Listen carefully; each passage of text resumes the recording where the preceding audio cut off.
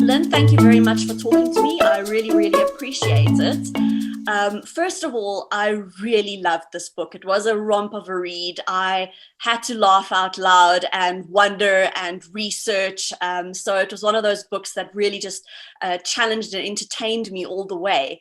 I wanted to ask you, this book has many layers to it. It's almost like a story about other stories. How would you describe this book to somebody who has not read it yet? The character who came out of me, but who isn't me, who wrote the story through me, is a historically accidentally cursed with immortality main character who wanders through history and is accidentally cursed with immortality, which leads her into several different lives. You can read it as an episodic. You can read it as a kind of large, almost send up of the Odyssey in a way, because the heroine's journey is different from the hero's journey. And I wanted to explore that as well. So it's actually a threaded historical romp. It isn't a Jewish story. It is her story. She happens to be a Jewish female, as am I. So I kind of connected myself into the stuff that's always gone on with women throughout history through the kind of the skein of the Jewish experience. So Wanda is this fabulous character. She's wild, she's free, she's funny. How did you come up with this? So you said that somehow it started off as memoir. So in the proposal for Wits, we had to say what we were going to do. And I was going to do memoir of a little white Jewish girl growing up in South Africa in the 70s. I was a bit of a nomad. My parents were divorced. I was all over the place. And I think I found the voice of the character. It's an interesting thing in fiction because you can write memoir from I did this and I did that. But the moment I gave her a name, and she was originally Wanda Laftalowski, and it was too corny. And when I realized that Lazarus, this is what, so during the writing process, as I was letting her write, if that doesn't make any sense to people who haven't, she became a character, and then I let her think about things. So the very first draft of it was very navel gazing and very clever and very funny and witty. She wasn't doing anything. But when I was writing the memoir bits, I wrote what actually happened. My Me Too moment was when I was 15 and my youth leader was 30, and I thought he was in love with me, but he was actually grooming me, and it was pretty much statutory rape if I look back on it. I had written a sentence that said, "He had me in the shadow of the temple." And then I thought, what if it was not Temple Shalom and Louis Botha Avenue, but what if it was the temple in Jerusalem in 33 CE? So I started to research what happened around the death of Christ. And, Jewish people don't believe in him being the Messiah, but the Lazarus family. And I wanted to explore the notion of immortality. I wanted to explore the notion of what would happen to the human experience if you never died. And so out of that came the idea that she would die in every episode, and she would return to a pleroma, which is a kind of a netherworld magic realism space. And she would then be tasked again by a bunch of indifferent mean girls to return, which is the whole concept of reincarnation and eternal return, to retrieve from them something they had lost. But she also wants to be a muse. So she starts off as a very influenced and not insecure, but unwanted extra, and ends up being, if you like, the heroine of her own tale.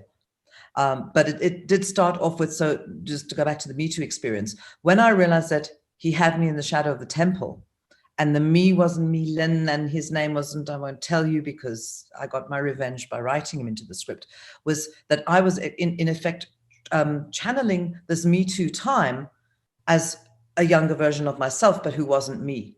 And you could say wonderful things through the character. I am quite witty and experienced, and I've had a lot of, I haven't met the Rasputin family, but I've met people like Razzie. So a lot of my own life experience went into the fiction, and I think that's what gives it its juice, is that I'm channeling a sense of, people say, the character wrote herself. She didn't. I wrote her, but I wrote through her.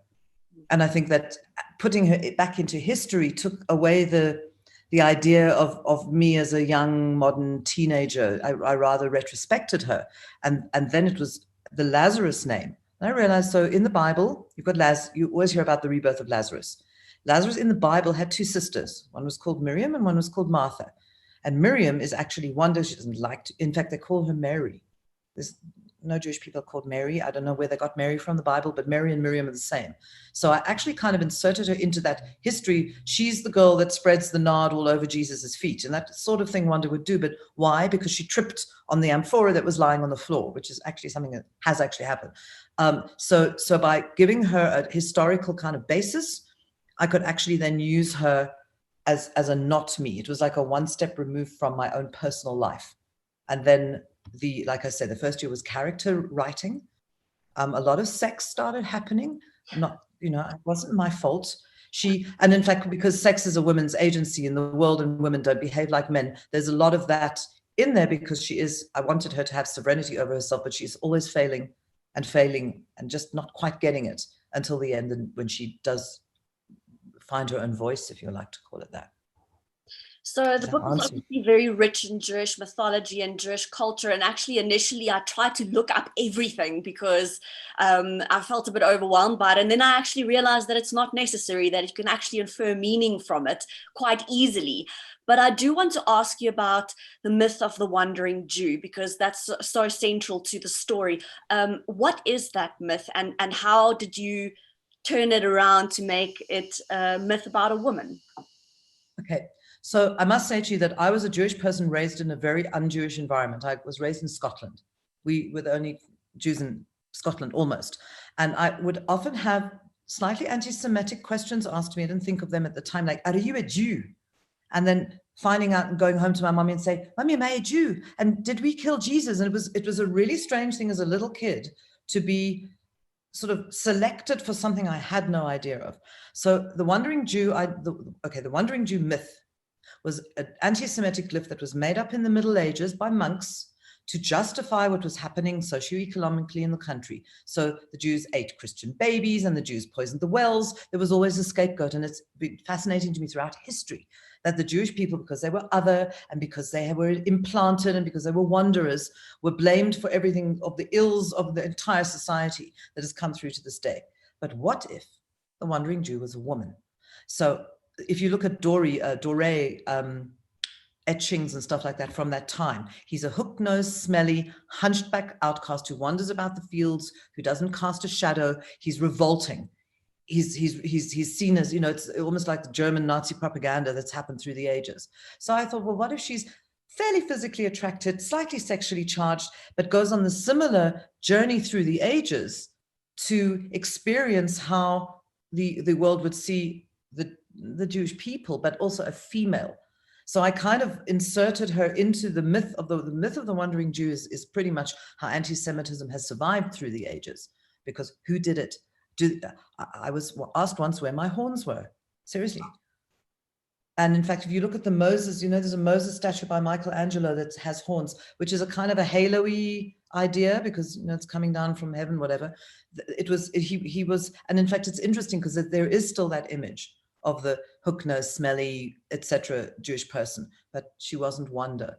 So it was amusing. I wanted it to be funny.